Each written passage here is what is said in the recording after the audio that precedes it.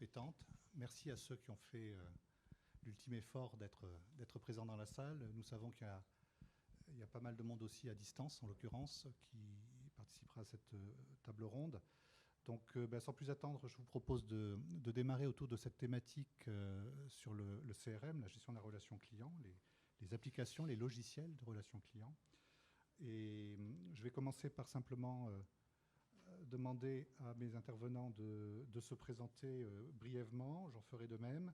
Je ferai rapidement une petite introduction et puis on va passer à un jeu de questions-réponses vis-à-vis de mes deux intervenants et on terminera vers 11h30, dans 3 quarts d'heure donc environ, sur des questions-réponses avec la salle et les participants à distance qui pourront aussi nous poser leurs questions. Donc voilà, j'alternerai entre vous et eux de façon à essayer de répondre au mieux à toutes ces questions. Bien, donc Jean-Baptiste Ducaire, Paul Barrière, on va peut-être commencer par Jean-Baptiste qui nous vient de loin, parce qu'il nous vient de Paris. Bonjour, oui effectivement je viens de Paris. Donc voilà, Jean-Baptiste Ducaire, ça fait à peu près 15 ans que je fais du CRM chez différents éditeurs et aujourd'hui je travaille pour Effici CRM. Donc j'aurai l'occasion de vous parler un petit peu plus longuement tout à l'heure. Tout à fait. Paul ? Bonjour à tous, je m'appelle Paul Barrière et je suis responsable commercial Sud-Ouest chez Ines CRM, qui est une solution du groupe Effici. Donc je suis avec mon collègue aujourd'hui Jean-Baptiste. Ines CRM, c'est une solution CRM donc de gestion de la relation client qui est destinée aux PME. Voilà, et donc je travaille dans le monde du logiciel SaaS B2B depuis un peu plus de 6 ans. Dans différents secteurs d'activité comme la mobilité durable et également l'expérience client et le CRM donc depuis peu puisque j'ai intégré Ines CRM il y a 6 mois voilà, pour développer Ines sur l'Occitanie et la Nouvelle-Aquitaine. Parfait. Alors pour la petite histoire, sachez que j'étais en relation séparément avec ces deux personnes avant même qu'ils se mettent à fusionner, puisque leur fusion date d'il y a une quinzaine de jours à peu près. Oui, c'est ça, une quinzaine de jours. C'est vraiment tout récent. Voilà, c'est tout récent. Donc, mais ça va me permettre justement de rebondir lors de l'introduction sur deux, trois informations intéressantes. Donc pour ma part, Thierry Arène, c'est pas 6, c'est pas 15, c'est 30 ans d'expérience autour des systèmes CRM. Donc j'ai vécu à peu près toutes les générations de produits CRM à ce jour. Et mon métier en tant que CRM catalyste est d'aider justement les entreprises à s'y retrouver dans ce microcosme des éditeurs de CRM. Simplement un chiffre en guise d'introduction. Il existe à ce jour sur le territoire français à peu près 200 logiciels de solutions CRM. Donc c'est dire un petit peu la multitude de solutions qui s'offrent aux entreprises et aux établissements publics de la même manière, puisqu'ils sont aussi friands de systèmes CRM. Donc 200, pour vous donner l'ordre d'idée, il y en avait 350 il y a à peu près 2 ans de cela. Il y en avait 420 il y a 4 ans et demi de cela. Donc vous voyez que c'est un marché qui est en train de se resserrer véritablement. La preuve en est, vous voyez, voilà, 2 acteurs qui sont en train de fusionner, mais qui vont garder très certainement pour un bon bout de temps leur ligne de produits. Et vous allez justement, ce qui est intéressant, ils ont beau être dans le même groupe, ils ont 2 philosophies et 2 démarches très différentes, donc qui vont permettre de les distinguer tous les deux. Donc voilà brièvement pour l'introduction. Ce que je vous propose, c'est de rentrer dans le vif du sujet, donc avec un jeu de questions-réponses. Donc je m'adressais à Jean-Baptiste. Première question, qui sont vos clients aujourd'hui ? Alors, nos clients, ce sont principalement des entreprises, ça peut être du secteur public, des entreprises plutôt de taille importante, des PME, ETI. La cible moyenne, c'est à partir de 20 utilisateurs, et la cible, c'est à partir de 20 utilisateurs, pardon, et la taille moyenne d'un de nos clients, c'est environ 40 utilisateurs pour notre CRM. On est dans tous les secteurs d'activité. On travaille dans le B2B et dans le B2C et on a une solution qui est extrêmement flexible. Ok. Paul, pour Ines ? Alors, chez Ines CRM, nos clients sont des petites et moyennes entreprises. On a une solution CRM qui est destinée vraiment à cette typologie d'entreprise. On travaille exclusivement en B2B et on accompagne des sociétés dans différents secteurs d'activité. On est un CRM assez généraliste, donc on a des clients dans le transport, dans l'industrie, dans le service, dans le conseil. Et on a une solution qui est globale, donc on accompagne nos clients depuis la centralisation de la connaissance client dans le CRM jusqu'à la facturation, en passant par des fonctionnalités de gestion de l'activité commerciale, de campagne marketing, de ticketing pour la gestion du service client, ou encore de gestion de projet. Voilà, donc nous, on travaille les projets CRM chez Ines, c'est entre 5 et 50 utilisateurs, et un projet moyen chez Ines, c'est une vingtaine d'utilisateurs. Donc on comprend bien qu'effectivement vous êtes très complémentaires, c'est-à-dire qu'Ines intervient sur la frange PME du bas, on va dire, sans que ce soit péjoratif, et FICI plutôt sur la frange du dessus, donc qui touche jusqu'aux ETI. Exactement. Alors ça ne nous empêche pas parfois, nous, FICI, d'attaquer des plus petits comptes et Ines d'attaquer des plus gros comptes. Tout à fait, oui, il y a les une deux frange qui se solutions, phagocyte un petit peu, mais donc vous arbitrez tout ça en interne, puisque vous êtes en relation, j'imagine. Mais depuis peu, mais on va bien comprendre un peu plus tard, à mon avis, les différences entre Ines et FICI et la différence d'approche qu'on peut avoir. Alors justement, ça va être ma question suivante. Qu'est-ce qu'on va trouver dans vos solutions de distinctif et de bien adapté à ces cibles que vous venez de décrire? Paul, tu veux commencer? Mais écoute, pourquoi pas. Alors nous, nos clients, qu'est-ce qu'ils viennent chercher chez nous et qu'est-ce qu'ils trouvent? Premièrement, ils trouvent de la flexibilité. Ines, c'est une solution qui est standard, mais qui offre de fortes capacités de personnalisation. Sans rentrer dans du développement spécifique, mais plutôt par le back-office de la plateforme, on va pouvoir vraiment adapter la plateforme, la personnaliser avec des champs personnalisés, avec différentes étapes, par exemple sur les tunnels de vente. On va être capable de personnaliser la solution pour répondre, pour coller au process métier de nos clients, répondre à leur mode opératoire. Donc ils viennent chercher chez nous de la flexibilité, une solution évolutive puisqu'elle est assez large en fonctionnalité. Donc on peut les accompagner aujourd'hui sur un périmètre assez restreint de gestion des sociétés, contacts, de segmentation, et puis demain sur de la gestion de l'activité commerciale, du ticketing et même sur des fonctionnalités de facturation et de gestion des commandes. On a une solution qui est également ouverte, donc qui permet de s'intégrer aux outils métiers de nos clients. Hein, ça c'est important. Ils viennent chercher quoi d'autre? Une approche de proximité. Hein. Ines, on a nos équipes, le plus gros de nos équipes qui est en France, avec des agences commerciales qui sont réparties un peu partout sur le territoire. On en a 5 à Paris, à Lyon, à Toulouse, à Besançon et à Nantes. Et donc, par rapport à notre cible, c'est important d'avoir petites et moyennes entreprises, c'est important d'avoir une présence locale et de pouvoir les accompagner vraiment en proximité. Donc ils viennent chercher cet accompagnement, hein, et cet accompagnement aussi de proximité. Et ils viennent également chercher de l'autonomie, hein, puisque sur la solution Ines, on va les accompagner tout au long de leur déploiement et on va les former les utilisateurs, mais également former une équipe projet. Donc c'est vous, avec vos équipes de consultants, qui rendez l'ensemble des services pour les déploiements de vos solutions? On intègre la solution, on la déploie, hein, on fait une analyse, un paramétrage, et on insiste beaucoup sur la formation des utilisateurs pour que le projet soit un succès, pour que les utilisateurs adoptent la solution, que ce ne soit pas simplement un outil technique qui a été déposé comme ça dans l'entreprise. Mais est-ce qu'il s'agit d'une petite différence avec FICI qui, par exemple, a aussi un petit réseau d'intégrateurs qui, en plus des compétences des consultants FICI, peut intervenir sur du déploiement? Vous avez aussi un réseau de distributeurs ou d'intégrateurs? Alors, nous, pas tellement, non. Nous, on est éditeur et intégrateur, c'est-à-dire que c'est nos équipes qui intègrent nos chefs de projet, qui vont voir les clients et qui intègrent la solution. Donc, Jean-Baptiste, c'est une différence, effectivement, à noter? Oui, c'est vrai que c'est une différence. Pour le reste, si je reviens sur les fonctionnalités, on est assez proche en fait, de Ines. On a aussi une solution qui est administrable. Les clients qui viennent nous voir cherchent aussi de l'agilité. Ils cherchent une solution qui va s'adapter à leurs besoins. On s'interface avec le RP.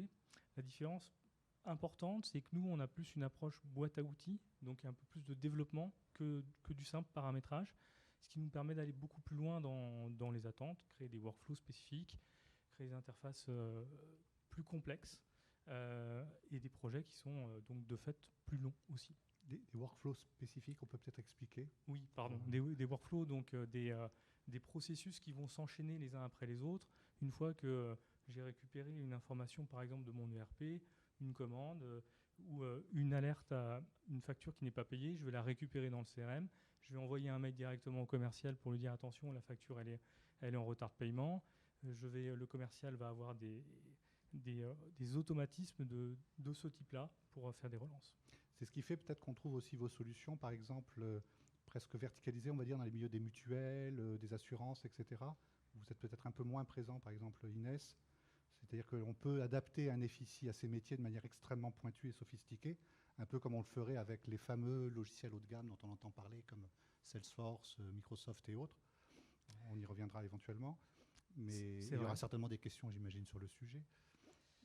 C'est vrai, on a su développer un savoir-faire, une expertise sur le métier de la banque assurance et de la mutuelle de manière générale. Donc ça, c'est un secteur sur lequel on est assez performant. Mais encore une fois, on est sur tous les secteurs. Donc on sait surtout s'adapter aux besoins du client, et lire leur cahier des charges de manière précise et répondre à des demandes assez fines.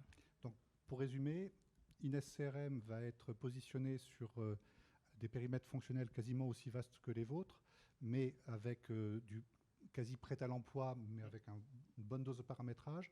Vous, c'est un produit qui est aussi prêt à l'emploi, mais qui nécessitera un habillage peut-être un peu plus sérieux. Et quand on parlera budget, là, en fin d'intervention, on verra peut-être des différences, effectivement, aussi sur les budgets de déploiement de l'une et l'autre de solutions, parce que vous nous donnerez des chiffres, du concret. Tout à fait. On verra effectivement des différences ici.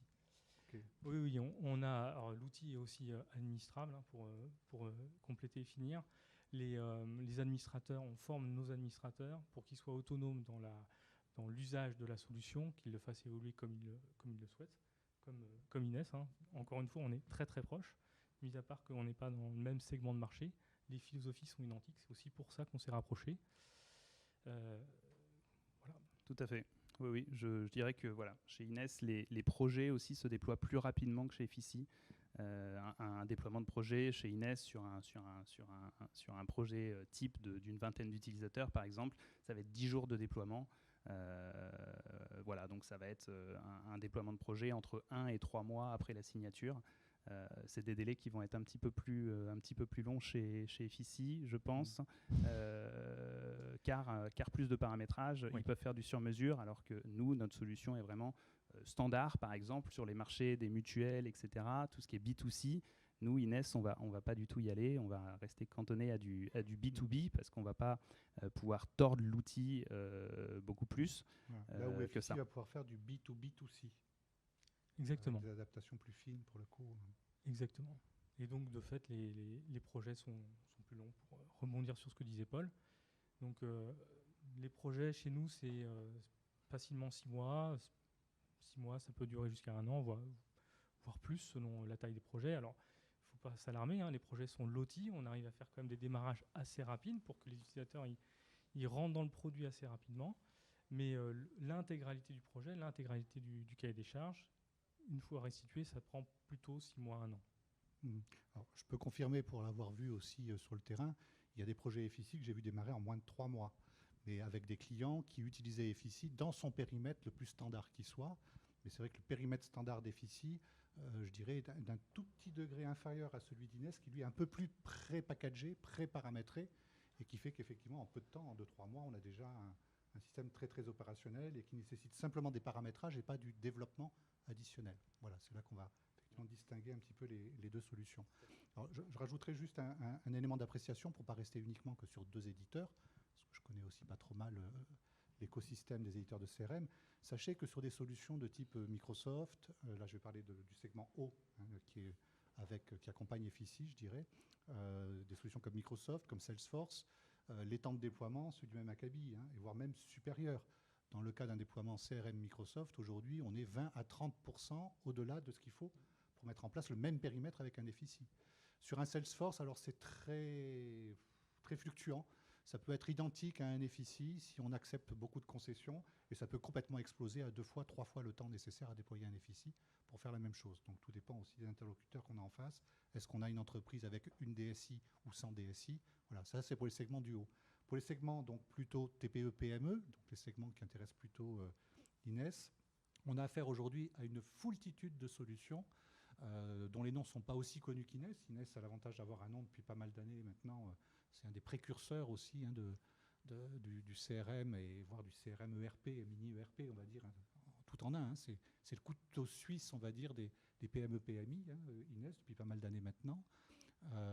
Là, il existe une foultitude d'éditeurs aujourd'hui qui, pour certains, sont dans des secteurs extrêmement verticalisés, donc on va retrouver dans des métiers donnés, des spécialistes du CRM dans des métiers particuliers. Alors, je ne sais pas, vous avez trouvé ça chez les experts comptables, chez les géomètres, dans le milieu de l'assurance, typiquement. Il y a aussi des éditeurs qui existent.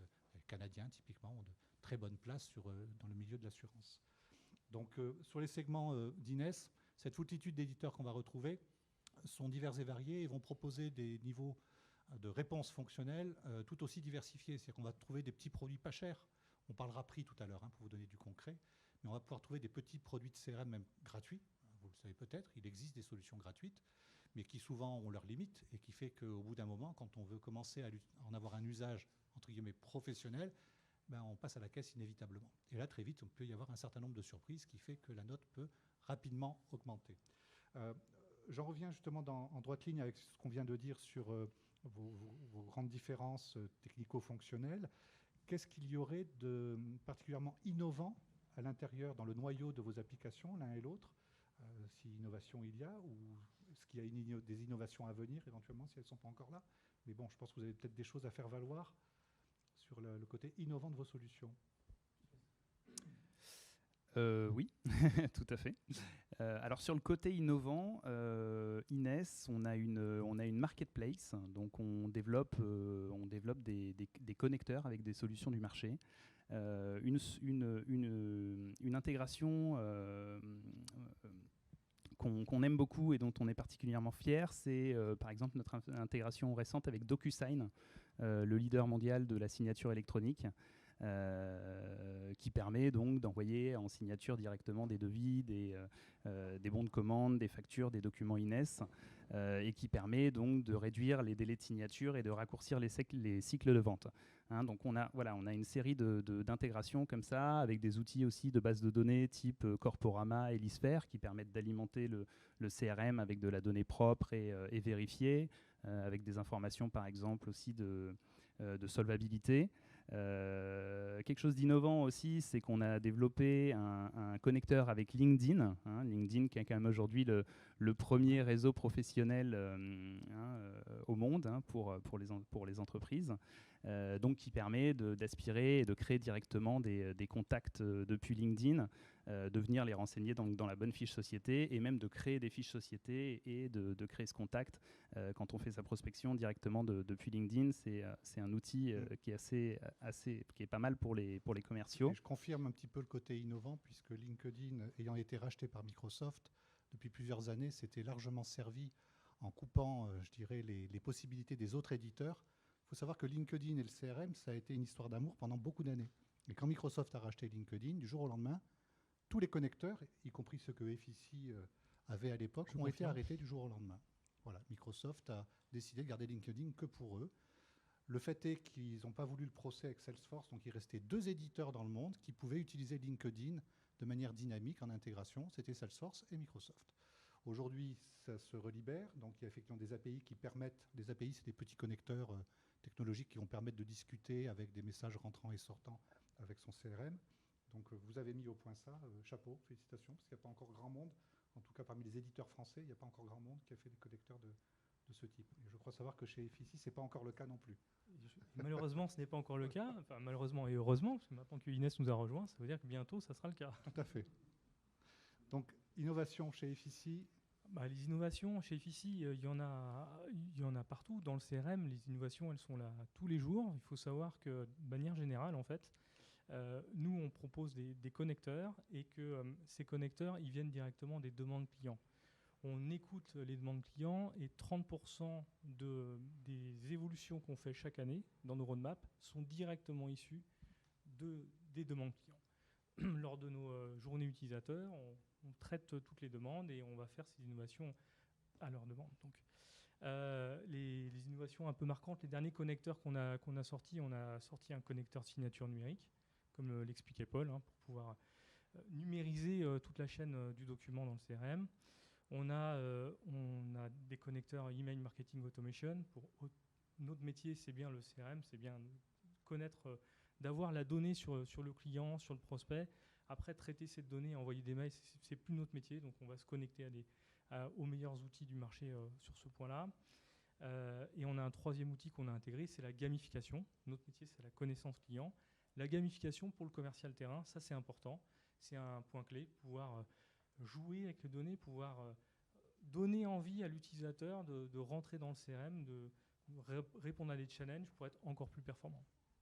D'accord. Moi, je rajouterais quand même une innovation qui est dans le noyau même d'Efficie. Efficie est assez particulier dans sa conception, dans la mesure où c'est un produit qui a été créé sous forme de granules. Donc, la gestion des contacts, c'est une granule. La gestion des sociétés, c'est une granule. La gestion des actions, interactions, c'est une granule.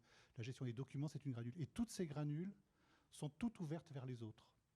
Et leur innovation, c'est qu'ils ont créé justement ce que tu appelais une boîte à outils qui permet de créer des granules additionnelles. Et dès qu'on crée une granule, qu'on lui donne naissance, qu'on lui donne un nom, elle se trouve héritée des relations avec toutes les autres. Et ça en fait quelque chose de techniquement extrêmement innovant. Là, je peux en parler en tant qu'expert CRM, puisque ça fait partie des seules solutions que je connais aujourd'hui, même face aux grands acteurs qui ont des débauches de millions, de centaines de millions de R&D. C'est un concept qui est particulièrement ingénieux. C'est vrai. Et tu vois, c'est une fonction de base, donc finalement, j'ai même pas eu. Oui, j'ai même oublié de vous la présenter. Effectivement, les granules dont parle Thierry sont les entités, et toutes les entités qu'on a, elles sont toutes reliées les unes aux autres, ce qui permet d'avoir une force très très importante. On peut rentrer dans le CRM Efficie par n'importe quelle porte d'entrée. Vous pouvez rentrer par un contact, vous pouvez rentrer par une opportunité, vous pouvez rentrer par un dossier, un projet. Une mise en œuvre, quelle que soit la porte d'entrée. Ensuite, vous pouvez rattacher l'information à d'autres informations, lier les entités, les granules, les unes avec les autres pour avoir une vision complète. Ouais. Et je rajouterai un point aussi qui vous permet de vous distinguer de beaucoup de vos collègues, de vos concurrents. C'est une véritable GED, gestion électronique de documents intégrés. Efficie est, à ma connaissance, le seul éditeur en Europe à proposer une gestion électronique de documents intégrés dont la capacité de stockage est illimitée. Ça veut dire que le tarif que vous allez payer par utilisateur et par mois restera toujours le même à vie, que vous mettiez des mégas, des gigas ou des téraoctets de données dans la base. Ça, c'est aussi assez unique. C'est vrai. Alors, c'est pas vraiment une innovation, mais c'est un choix, c'est un modèle commercial. La transparence, quand vous signez chez Efficie, donc chez Inès, pareil, le prix qui est indiqué, c'est un prix non modifiable, il va durer dans le temps, il n'y a pas de coût caché, et l'abonnement intègre vraiment tout, le support technique, la livraison des mises à jour, et même l'installation des mises à jour à isopérimètre. Ok, donc là on vient de voir quelques éléments de différence effectivement entre les produits. Face aux 200 autres acteurs que vous avez en face aujourd'hui sur le marché, comment en termes de démarche commerciale, marketing, voire technique et fonctionnelle, vous vous distinguez de ces gens-là? Et puis par là même, je vais en profiter pour faire une extension à ma question, il pourrait faire double réponse, qui est un peu sur la thématique du jour. Et comment vous proposez à des clients d'augmenter justement leur ratio de performance de 20%? Alors 20%, c'était le chiffre que j'ai choisi, c'est une médiane, parce qu'un bon CRM bien installé, une fois son installation opérationnelle, il doit rapporter entre 15 et 30%. Clairement, moi, par retour d'expérience, partout où je suis passé, où j'ai mis en place des CRM, c'était un taux moyen constaté. J'ai des taux beaucoup plus importants, j'ai des taux moindres dans certains cas. Ça peut dépendre de certains métiers. Et voilà, question, comment vous distinguez aujourd'hui de vos concurrents et comment vous créez cette valeur à travers vos solutions pour permettre aux entreprises de performer? Paul, peut-être? Oui. Alors nous, la première des distinctions, je dirais que c'est notre réputation, c'est la réputation d'Inès.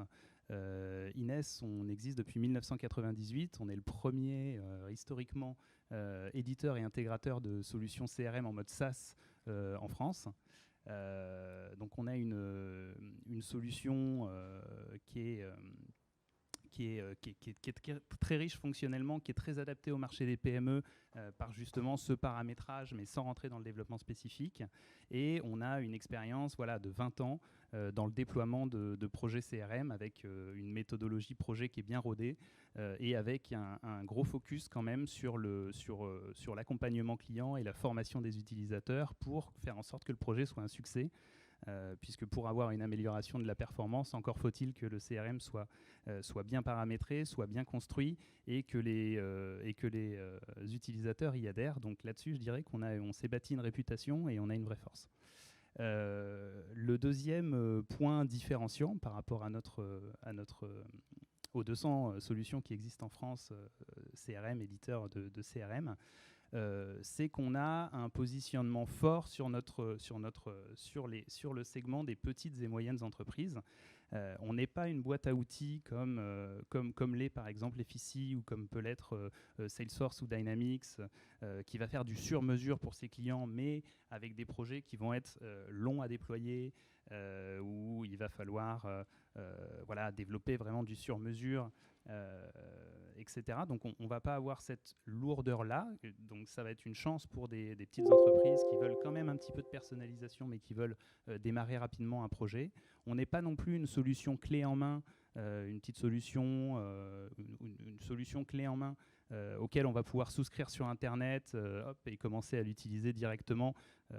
Ces solutions, elles sont peu chères, donc elles sont assez adaptées aux startups, aux TPE, mais elles ne vont pas être personnalisables du tout, presque pas, et vous n'allez pas avoir d'accompagnement. Donc nous, on récupère surtout des entreprises qui sont parties sur ces solutions-là et qui en ont vu la limite et qui n'ont pas réussi à faire prendre le projet en interne.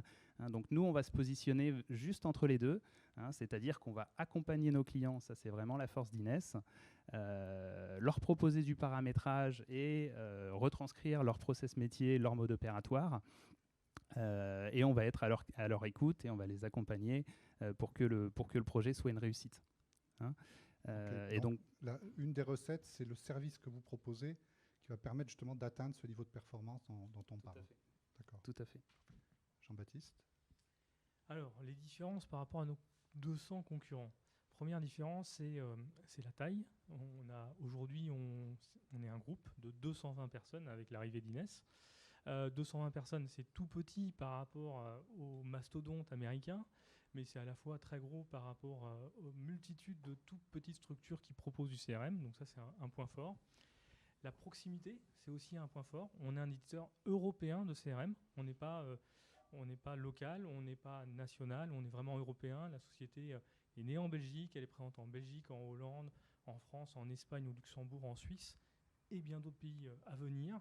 Donc un éditeur européen, ça a du sens, encore une fois, par comparaison à nos amis américains. Troisième différence qui est importante, c'est sur le modèle technologique. On propose des solutions qui sont en SaaS, donc vous pouvez avoir dans le cloud, et on propose aussi des solutions qui sont en souscription. Elles sont installées chez vous. Ça, c'est une différence importante par rapport à Ines, qui est exclusivement en mode cloud, ou vous faites aussi de la licence ? On fait un petit peu de licence. Mais vous ne communiquez pas dessus ? Non, on communique peu dessus. Non. 95% de nos clients sont en SaaS. D'accord. Voilà. Nous, on est assez implanté dans le secteur public, et dans le secteur public, c'est le modèle on-premise, le modèle installé est quand même quelque chose d'assez important. Donc, une différence technologique ici. Et je vais citer une dernière différence. Donc, on est un groupe de 220 personnes. On a un réseau d'intégrateurs qui peuvent nous accompagner dans la mise en place des solutions. Donc, on a une offre qui est scalable. On peut passer sur des très très gros projets facilement, tant en nombre de jours qu'en nombre d'utilisateurs. Oui, ça, vous avez une force de frappe consulting qui est particulièrement importante à l'échelle de l'Europe. Oui. Aussi. Il faut savoir, tout à fait Thierry, il faut savoir qu'on a à peu près en France 70% de nos projets qui sont faits par des intégrateurs, 20% qui sont faits en direct et 10% qui sont faits en direct par le client. Les clients peuvent s'auto-intégrer, un petit peu à l'image de ce que fait faire Ines. Ouais, ça vous fait du transfert de compétences auprès d'équipes techniques du client pour qu'il puisse lui-même procéder à son propre déploiement efficient. Exactement. On s'occupe en général de la phase de cadrage. Parce que ça, c'est, pour qu'un projet CRM réussisse, Thierry, tu ne vas pas m'arrêter là-dessus. Il faut que le cadrage soit bien réussi. Il faut que le client, on l'ait bien conduit dans la phase d'analyse, comprendre ce qu'il veut. Et ensuite, la réalisation, on fait le transfert des compétences pour qu'il soit autonome dans cette réalisation. Tout à fait. Et pour le coup, tu as fait allusion justement aux solutions américaines. Aujourd'hui, clairement, le CRM, tel qu'on le connaît dans son modèle à la Salesforce, c'est une solution en mode cloud. Aujourd'hui, clairement, on peut dire que plus de 75% des solutions CRM qui se vendent tous les jours se vendent en mode cloud. Donc il n'y en a plus que 25% en mode dit on-premise, c'est-à-dire en licence installée sur les serveurs ou les machines de l'entreprise. Donc de fait, les acteurs américains sont aujourd'hui extrêmement présents. Hein. Je ne peux pas citer tout le monde, mais clairement, les Pipedrive, les HubSpot, les Salesforce, Orzo est un américano-indien, hein, pour ceux qui le savent éventuellement. Mais c'est un acteur, donc tout le marketing est quand même aux États-Unis, hein, et la réalisation et la R&D est en Inde. Donc il y a toute une tripotée, effectivement, d'acteurs du CRM qui nous viennent principalement des États-Unis.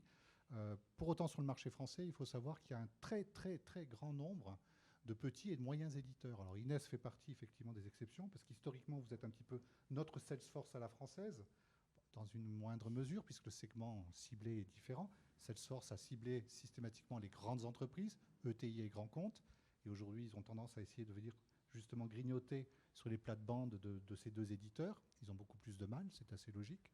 Et puis, donc, il y a énormément de solutions franco-françaises, beaucoup moins connues, mais on pourra en parler. Il y a aussi des éditeurs locaux, occitans aujourd'hui, qui font des CRM de très bonne facture.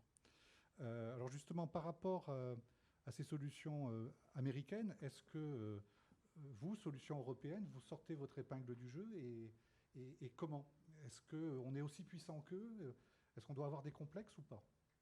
Voilà, on va faire la parenthèse américaine. Mais bien entendu, on n'a aucun complexe à avoir par rapport aux Américains. Hein, comme tu l'as dit, en tant que Salesforce français, mini Salesforce français, je peux vous le dire. Non, mais c'est vrai que les Américains ont un temps d'avance dans l'édition de logiciels. Et de CRM. Ils ont aussi des facilités, hein, puisqu'ils ont un marché national de 350 millions de personnes et un contexte aussi qui fait qu'ils ont pu consolider le marché beaucoup plus tôt et créer des mastodontes du secteur comme Dynamics et Salesforce. Une maturité par rapport au sujet peut-être plus importante qu'en France. Oui, je pense que l'expérience client, ça a été quelque chose de marquant et qu'il a fallu développer aux États-Unis pour se différencier plus rapidement qu'en France. Un chiffre, en France, taux d'équipement des CRM, des entreprises en CRM, autour de 30%, à peine, entre 27 et 30. Taux d'équipement aux États-Unis, on est à plus de 62. Voilà, ça donne un ordre d'idée. Excuse-moi. Oh, c'est rien, je t'en prie. Voilà, donc en tout cas en Europe, maintenant, on a tout ce qu'il faut. Hein. On a les compétences, on a les ressources, on a les développeurs, on a tout ce qu'il faut pour créer des solutions championnes du CRM. D'ailleurs, c'est l'ambition d'Efficie. Tu as dit tout à l'heure qu'on avait 200 éditeurs de solutions CRM en France. Donc c'est un marché qui est très morcelé. D'ailleurs, à l'échelle européenne, on a plus de 1000 éditeurs de CRM, donc le marché est extrêmement morcelé. L'enjeu auquel on fait face maintenant, c'est de réussir à consolider ce marché des CRM européens pour créer des entreprises qui vont pouvoir concurrencer Salesforce et Dynamics. Hein. C'est des gros CRM qui ont des parts de marché assez importantes, et même en Europe. Donc voilà, l'ambition du groupe Efficie, c'est justement celle-là, hein, de consolider ce marché, hein, et de créer un champion européen du CRM. Hein. Notre ambition, par exemple, dans 4 ans, le groupe Efficie, c'est d'avoir 5% des parts de marché sur le CRM. Donc ça veut dire en Europe. Plus que Microsoft, qui en a 4,5. Oui, mais passer devant Microsoft, hein, c'est tout à fait courageux. Tout à fait. Pas mal. Bon, en revanche, pour ce qui est de Salesforce, on est dans les limbes, hein, puisque Salesforce va avoir un chiffre d'environ 30% du marché des CRM dans le monde, toutes catégories confondues. Maintenant, après, il faut voir si c'est 30% en valeur, en présence, en nombre de points, nombre de users. Bon, tout ça est assez relatif. Jean-Baptiste, tu peux peut-être nous donner effectivement ces éléments par rapport à ce marché US. Alors, comment nous, on se positionne par rapport aux acteurs américains? La grande force, c'est la proximité. Un éditeur de 220 personnes, c'est la capacité d'aller assez vite au niveau de la R&D. Si vous avez des demandes spécifiques, eh bien, chez Efficie, elles vont vraiment être prises en compte sans aucun problème. On va les analyser, on va les étudier et on va les intégrer dans la solution. Vous pouvez essayer chez Microsoft et Salesforce, mais il y a un petit peu plus de travail avant d'atterrir à la R&D, quoi. Ça, c'est un point majeur. Sur le reste, on n'a pas à rougir effectivement en termes de technique, en termes de fonctionnalité. On a des très bonnes équipes en France, en Europe, Et l'outil évolue chaque année. Il y a une nouvelle release par an. Et chaque année, avec de très très nombreuses fonctionnalités qui vont, très souvent avec des connecteurs, qui vont améliorer l'expérience utilisateur dans la solution. Aujourd'hui, FICI, le groupe, c'est combien de milliers d'utilisateurs à peu près? 185 000. Alors, Paul connaît mieux les chiffres que moi. Et en nombre de sociétés, ça fait donc... C'est 4500. On a 4500 4500 clients et voilà, 185 000 utilisateurs de la solution au quotidien. Ça commence à compter effectivement. Alors, on va passer à un sujet qui devrait intéresser beaucoup de monde, celui des pépettes. En l'occurrence, quels sont les... Alors, je ne vais pas vous demander le prix précis, mais des fourchettes, ou peut-être par analogie, en nous décrivant peut-être des projets qui se sont réalisés dans tel secteur d'activité, de telle taille, qui ont pris tant de temps et qui ont coûté telle valeur. Voilà, nous donner des idées, peut-être éventuellement à l'extrême, des petits projets et des gros projets, et puis nous dire où se situe la médiane. Mais vous nous avez déjà un petit peu répondu tout à l'heure de par la taille des projets types que vous visiez. Mais est-ce que vous pouvez nous en dire plus, voilà, sur les prix, les tarifs Oui. Alors, chez Ines, un projet moyen, c'est une vingtaine d'utilisateurs. Une vingtaine d'utilisateurs sur un périmètre, par exemple, de gestion de l'activité commerciale, hein, donc gestion des leads, des opportunités, des devis, suivi d'objectifs, pilotage de l'activité commerciale, par exemple.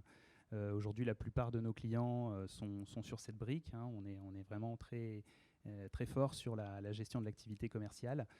Par exemple, ce module-là coûte chez Ines 55 € par mois par utilisateur. Hein, donc sur un projet... C'est 1 millier d'euros par mois, ça fait voilà, 12 000 €. Ça fait 12 000 €. 12 000 € d'abonnement, de coûts récurrents à l'année. Hein, et je vous ai dit tout à l'heure pour déployer une solution comme Ines, pour déployer Ines même, il faut une dizaine de jours de service, donc ça fait 10 000 € de service. Hein, sur des projets moyens, on est entre 20 et 25 000 €. Après, la charge de prestation de service va réellement dépendre de l'analyse qui va être faite. Est-ce qu'il y a des interfaces à faire avec les ERP? Qu'est-ce qu'il faut reprendre comme données, etc. Mais voilà, on va être sur une vingtaine entre 20 et 25 millions, entre 20 et 25 000 euros. Tu vas faire notre en première année. Croissance en 3 mois. Oui. Ok. Jean-Baptiste, sur FICI, les fourchettes sont un peu plus importantes. Les fourchettes sont un peu plus importantes mécaniquement parce que le nombre d'utilisateurs est plus important. Alors en termes de prix par utilisateur, on a plusieurs offres, mais l'offre médiane est à 70 €, 70 € par utilisateur et par mois. En moyenne, nos projets, c'est 40 utilisateurs, c'est une bonne moyenne. Donc on est sur, je te laisse faire les calculs, 40 x 70, on est à peu près à 3 000 € par mois. 2008, ouais. 2008, multiplié par 12, on est à quelque chose comme 35 000 € de logiciels par an. Et en termes de projet, on va être entre environ 50 jours. Ça peut être un peu plus, ça peut être un peu moins, mais une bonne idée, une bonne moyenne, ça va être 50 jours. Donc on est sur un projet de 80 000 €, 85 000 € la première année, et ensuite un récurrent de 35 000 €. Donc oui, de fait, donc, ce sont des entreprises qui ont un peu plus de finances et de moyens. Oui, de fait, c'est des entreprises plus importantes.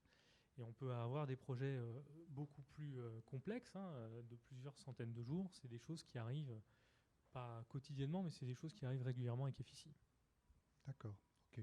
Alors, je vais compléter un petit peu le panel des budgets dans le milieu des CRM. Il faut savoir, on disait tout à l'heure qu'il y a des CRM gratuits. Pour autant, certaines personnes vont s'équiper de CRM typiquement open source, où vous allez pouvoir bénéficier de noyaux gratuits et que vous allez pouvoir mettre en œuvre par vos propres moyens, mais ça nécessite d'avoir quelques compétences, on va dire, techniques, hein, ou technico-fonctionnelles. Donc ça prend le temps que ça prend en termes de coûts, mais généralement, ce n'est pas aussi bien abouti que l'une et l'autre des solutions qu'on vient de vous décrire. Il y a des solutions beaucoup moins chères, il y a des solutions de CRM à 10, 15, 20 € par utilisateur et par mois. Mais clairement, on en a pour son argent. C'est-à-dire que le périmètre fonctionnel qui est mis à disposition est beaucoup moins riche que ce qu'on pourrait trouver sur un Ines typiquement. Et puis, il y a les tarifs moyens aujourd'hui qui se pratiquent dans le milieu du CRM. Ce que je peux dire, c'est qu'Ines est complètement dans cette médiane, autour de 40 à 50 € par utilisateur et par mois. À ce prix-là, on a un bon outil de CRM. Je tiens à le dire, là, on a 2 éditeurs représentés. Il n'y a pas à proprement parler de mauvaises solutions de CRM aujourd'hui sur le marché, parmi les 200. Elles sont plutôt pas trop mal. Oui, une question.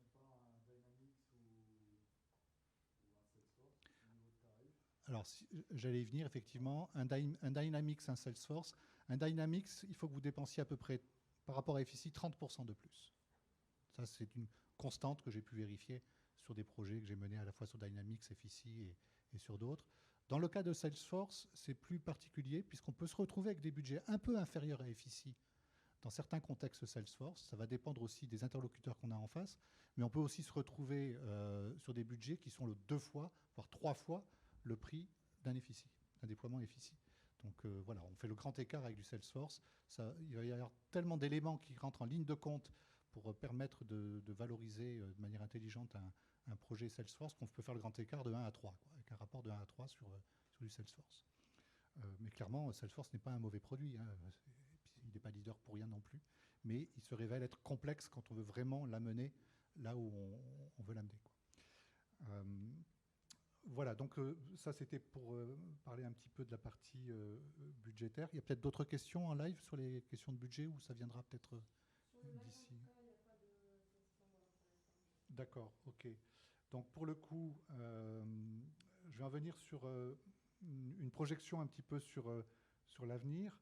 Dans un avenir assez proche, on va dire aller à 2 ans environ, quelles sont les choses auxquelles on doit s'attendre chez chacun d'entre vous, sachant qu'effectivement vous êtes maintenant dans le même groupe.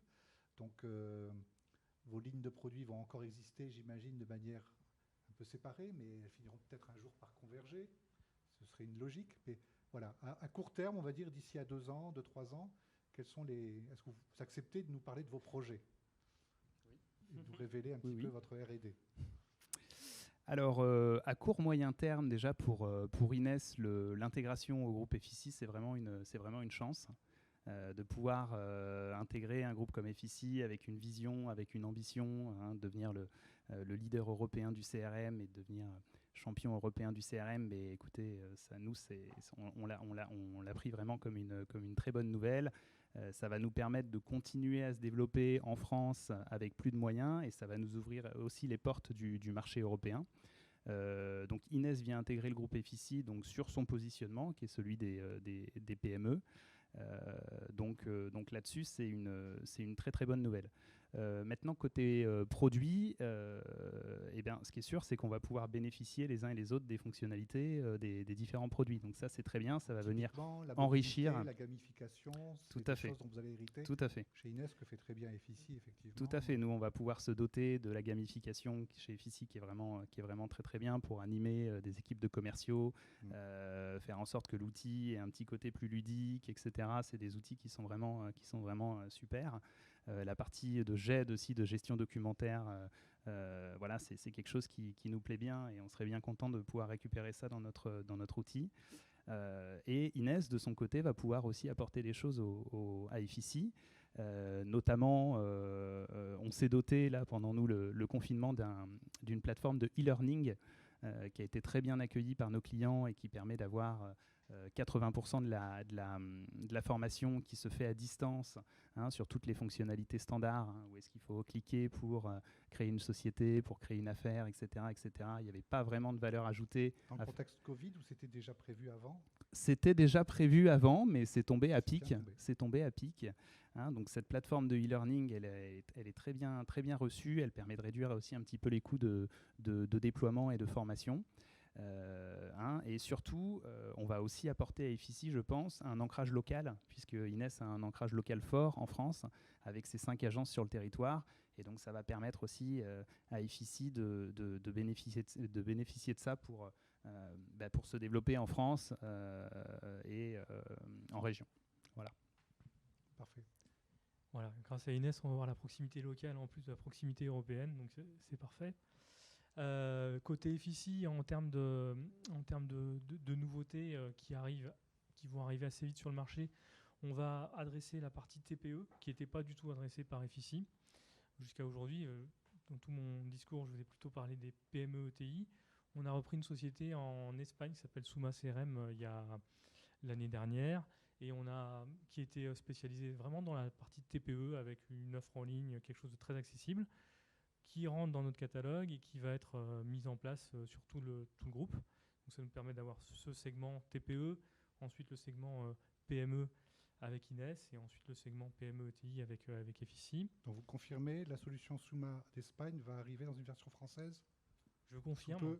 Sous peu. Ça s'appellera plus Souma. Souma est bien, c'est une marque connue en Espagne, mais ces fonctionnalités-là, un CRM pour les TPE avec un accès facilité en ligne, oui, ça va arriver sous peu. D'accord, donc ce qui permet au groupe vraiment d'avoir une couverture maintenant de la TPE, PME, grosse PME, ETI. Il ne vous manque plus que le grand compte. Vous rachetez Salesforce quand? Alors sur le grand compte, on est déjà sur le grand compte. On n'a pas encore prévu de racheter Salesforce, mais sait-on jamais. 50 milliards. Hein. Sait-on jamais. Mais sur les grands comptes, plus sérieusement, oui, on est déjà sur les grands comptes. On est souvent face à Salesforce. Et il arrive souvent qu'on gagne également ces dossiers-là. D'accord. Dans les innovations à venir chez FICI, j'en connais au moins une, mais je vais voir si tu vas en parler. Alors, dans les innovations qui viennent à court terme, on améliore notre expérience utilisateur. Ça, c'est un point clé, un point important, mais dans toutes les versions. On intègre un module de facturation qui était pas standard aujourd'hui dans FICI, mais qui va venir dans la prochaine version. Les connecteurs marketing qui vont permettre de nous ouvrir encore plus vers les solutions marketing, pas être ciblés sur une seule solution. Voilà à court terme en fait les principales nouveautés qui arrivent. Ok. Est-ce que j'ai cité la nouveauté dont tu... Alors, non, je vais rebondir dessus avec ma toute dernière question. C'est de vous demander de faire l'exercice d'équilibriste dans 10 ans. Vos solutions, c'est quoi? Est-ce que vous voulez vous mouiller? On ne peut pas se mouiller. Hein. Dans 10 ans, en fait, de toute façon, les produits ils évoluent en fonction des attentes clients. Donc, dire ce que vont attendre les clients dans 10 ans, c'est extrêmement difficile. Moi, je ne ferai pas l'exercice. Ce que je peux vous dire, c'est que notre R&D, elle est à l'écoute des demandes du marché. Si le marché va vers tel ou tel endroit, eh bien, selon si c'est dans notre cœur de métier ou non, on va développer en direct, en interne, comme la gamification, ou on va développer des connecteurs pour se connecter à des grands du secteur qui vont répondre aux attentes. C'est impossible de prédire l'avenir à 10 ans. Enfin, pour ma part, peut-être Paul. Bon, je vais essayer alors. Donc, à 10 ans... déjà, ce qui est sûr, c'est que le CRM, c'est vraiment un marché qui est en croissance. On se rend compte que le CRM devient de plus en plus une composante essentielle maintenant dans le système d'information des entreprises. Ça a commencé par les grandes entreprises, c'est en train de redescendre de plus en plus vers les PME, vers les TPE, tout secteur d'activité confondu, hein, que ce soit dans le B2C, dans le B2B, que ce soit dans des... C'est le premier sujet d'informatique de gestion sollicité aujourd'hui, avant les ERP, la compta, les RH, etc. Ça touche vraiment tous les secteurs d'activité, hein, et ça tombe bien, on est présent sur beaucoup de secteurs d'activité. Voilà, donc ça c'est pour le constat. On se rend compte que l'expérience client est vraiment de plus en plus importante maintenant. Dans certains secteurs d'activité, c'est même plus important que le produit ou le prix d'une solution. Hein, et donc c'est hyper important pour les entreprises d'être vraiment customer-centric en fait, de mettre le client au centre de leur démarche. On se rend compte aussi que les solutions CRM avant étaient très silotées et on pouvait travailler avec un service de l'entreprise, le service commercial par exemple. Maintenant, de plus en plus, le CRM, tout le monde y a accès. Hein, et les différents services de l'entreprise y ont accès. Hein, le service client l'utilise, le service commercial l'utilise, le service marketing l'utilise, envoie des leads aux commerciaux, les commerciaux remplissent des fiches pour que les services administratifs puissent facturer au bon moment, etc. Donc le CRM, ça devient vraiment hyper important. Pour se différencier, pour bien connaître ses clients. Maintenant, l'exercice d'équilibriste, à quoi va ressembler le CRM dans 10 ans?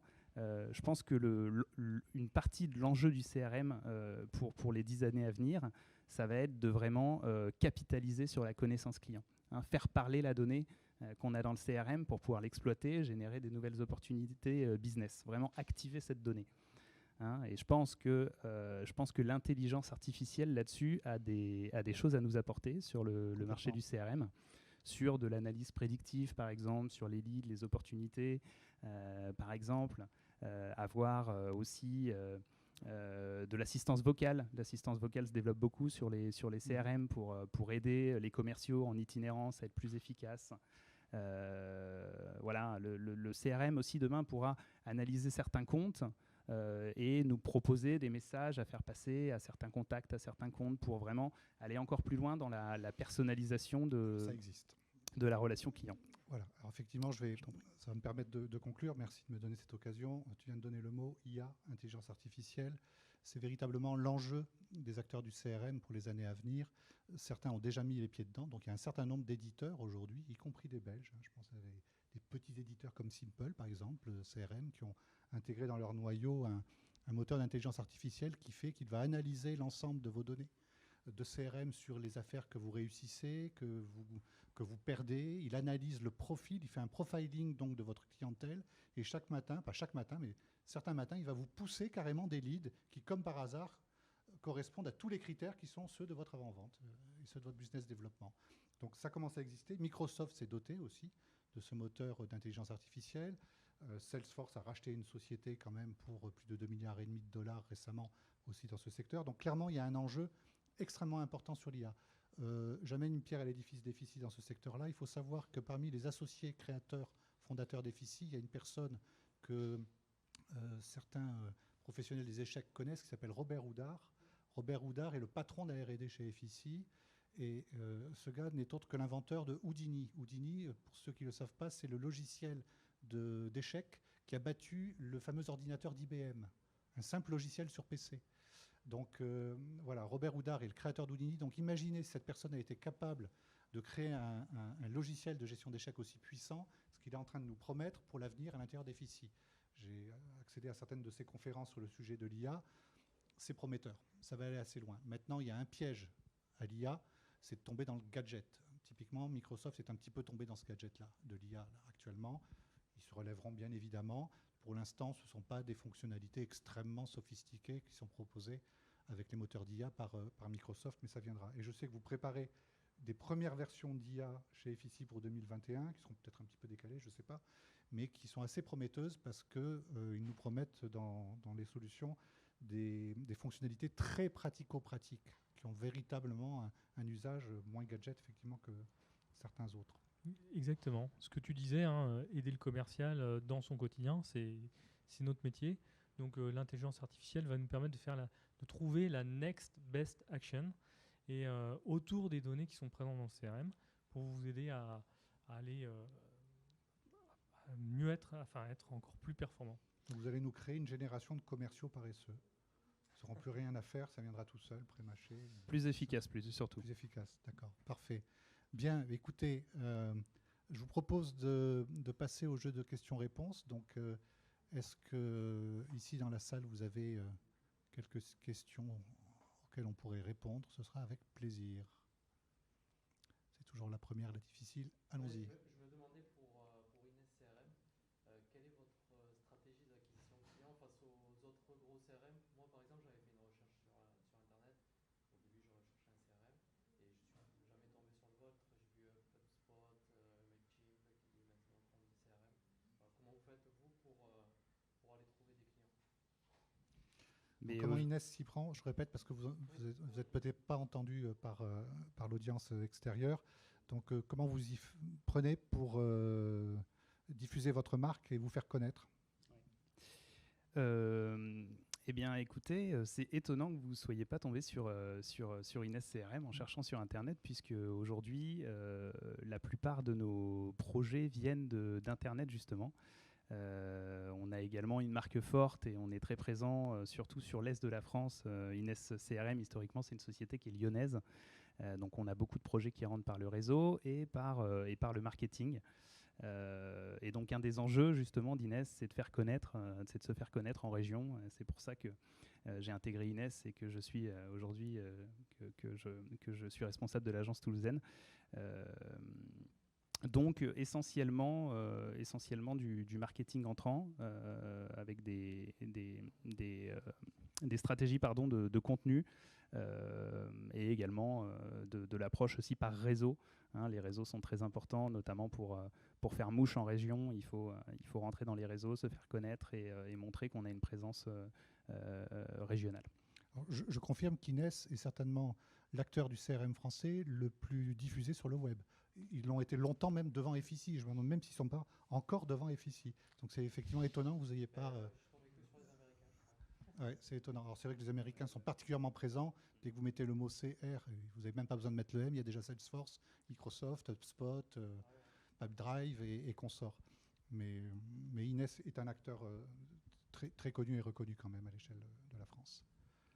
On a des progrès à faire en marketing, c'est certain. Et d'ailleurs, on est ravis maintenant de pouvoir travailler main dans la main avec FICI, qui a un beau service marketing. Et on va faire en sorte d'être encore plus visible et que vous puissiez nous trouver quand on tape CRM sur Internet. Est-ce qu'il y a une autre question ?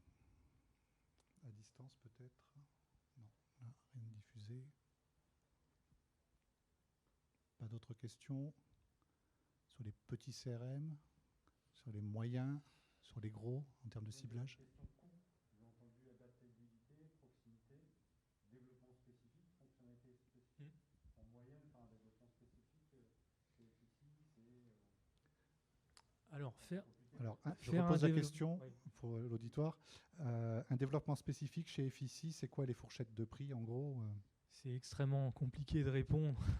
Ça peut être un tout petit développement spécifique, donc il peut prendre que quelques jours, quelques milliers d'euros, comme ça peut être un développement spécifique extrêmement complexe, parce que vous voulez vous interfacer avec plusieurs solutions, comme je disais tout à l'heure, à chaque interface, vous voulez des processus dédiés pour automatiser les chaînes, et là, on peut être sur des dizaines et des dizaines de jours, voire même plus.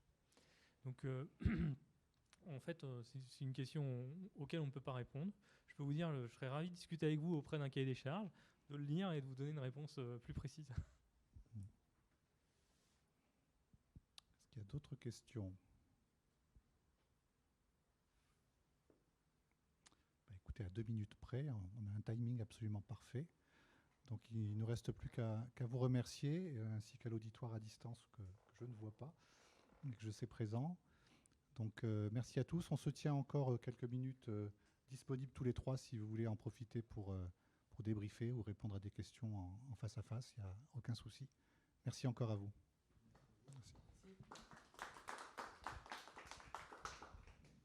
Merci.